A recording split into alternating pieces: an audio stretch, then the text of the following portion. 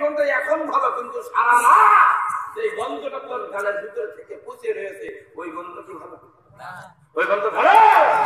তোর নিজের বউ যে তোর লিপকিস করে সেরকম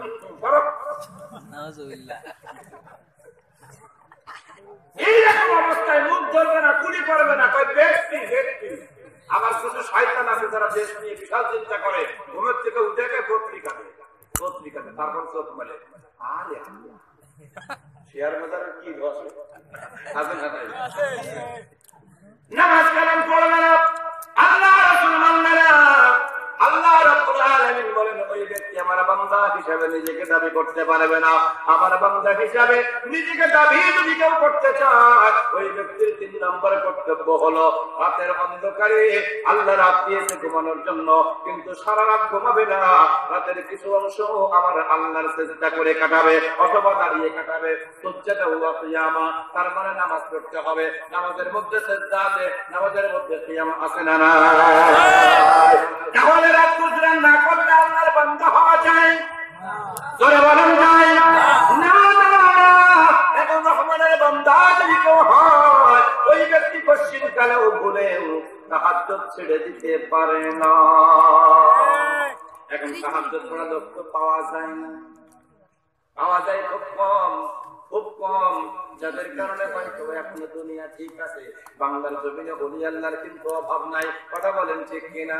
এখন আমাদের চোখে তো মেলে না, কারণ রতনে রতন চেনে, শুয়োরে চেনে কচু। আমাদের স্বভাব এখানে শুয়োর মার্কা স্বভাব, এই জন্য কচু ছাড়া কিছু চোখে দেখি না, ঠিক কিনা? কিন্তু আল্লাহ আমাদের থাকে যারা, তারা ঠিকই আল্লাহ সন্ধান পাই, পাই কি পাই না? আমি আপনি এমন দরবার পাই যেখানে গাঁজা ছাড়া কিছু নাই। আমার অফিসে কুষ্টিয়ায় আছে না নাই? কার মাজার? এই আমি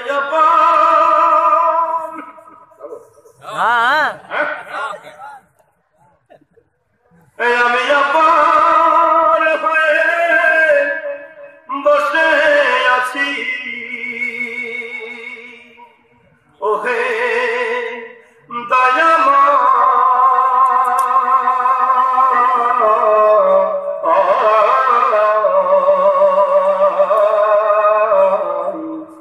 পরে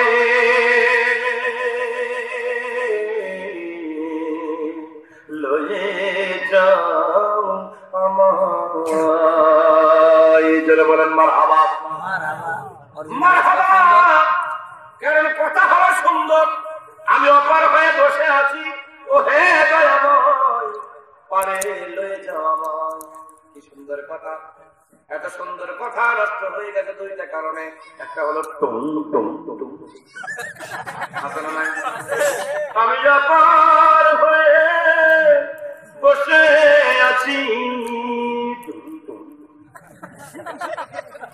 হবে না গুণা হবে? ধরে বলেন কি হবে?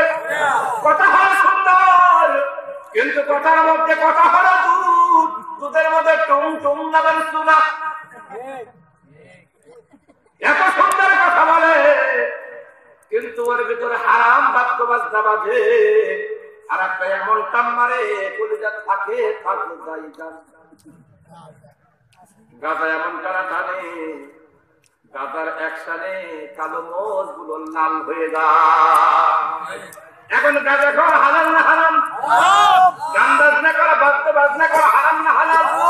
তাহলে হারামের মধ্যে কত সুন্দর কথা থাকলে ওই সুন্দর কথার মান আর থাকে না। ও মানুষ, তুমি সবই বোঝো, এরপরও কেন যাও?